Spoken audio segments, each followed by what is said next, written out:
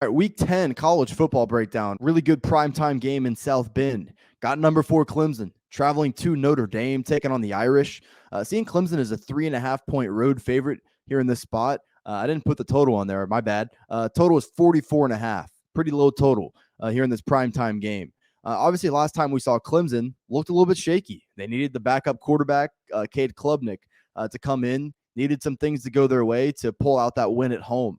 Against Syracuse. Trastley, Notre Dame plays Syracuse on the road in Syracuse that next week, beats them 41-24.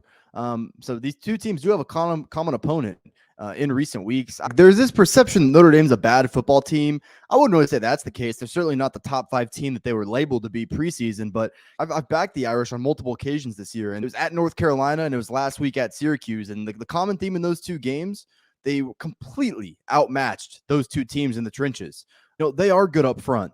Defensively, there's really not much not to like about them. I mean, they're really solid at all 3 levels. They're starting to run the football better. So there are spots where I absolutely like Notre Dame. This wouldn't be one of them because I don't think Notre Dame's going to beat Clemson at their own game. What do we know about Clemson?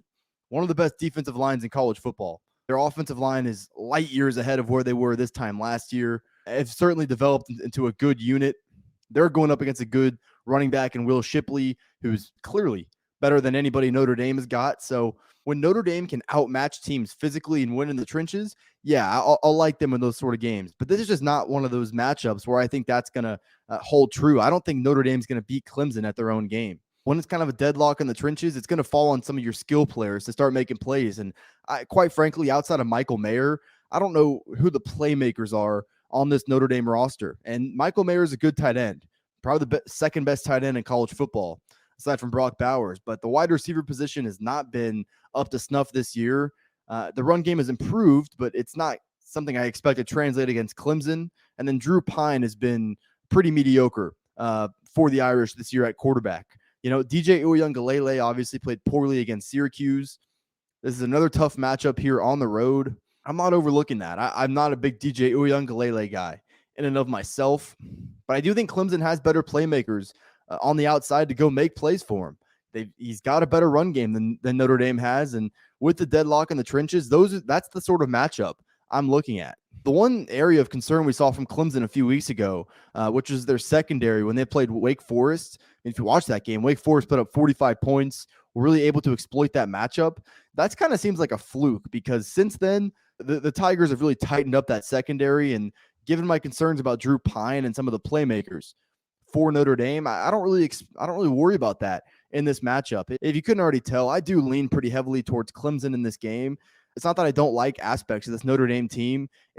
I'll say it once again. I don't think Notre Dame has beaten Clemson at their own game. I think these are two good teams in the trenches. Should be a tight game, but ultimately I do think Clemson pulls away, wins this game by a touchdown. Do think 3.5 is a bit too low. As far as that total at 44.5, I honestly think that's perfect.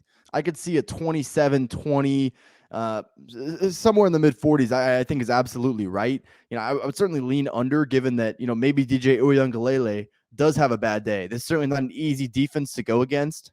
And I wouldn't say the pace in this game is going to be overly high. Neither one of these teams are really going to use tempo in this matchup. I wouldn't expect. This has burned me a few times with Clemson, though. Their totals are often low. Like I remember against NC State about a month ago. I bet the under in that game, and it's just 45 is a low number. You're having to get pretty poor offensive play to cash that under. I am an under guy first and foremost, so it's certainly the way I lean, but I think this total is pretty well adjusted. The way I look in this game is Clemson minus the 3.5. Recording this on Thursday. I don't know if I'm going to get to the window with it, but I would say it's a pretty heavy lean at this point. I'll make that final decision on Friday, but it's Clemson or pass for me. All right, before we get out of here, I know you see the shirt right here. Head over to proud90.com for all your golf apparel needs. Obviously, got very unique but comfortable polos with the colder weather coming. Great selection of hoodies and quarter zips. Go to proud90.com and browse their selection. If you see anything you like at checkout, use code Fordham. Going to get you 15% off your entire order. That's code Fordham at proud90.com is going to get you 15% off your order. Support me, support Proud90, proud90.com.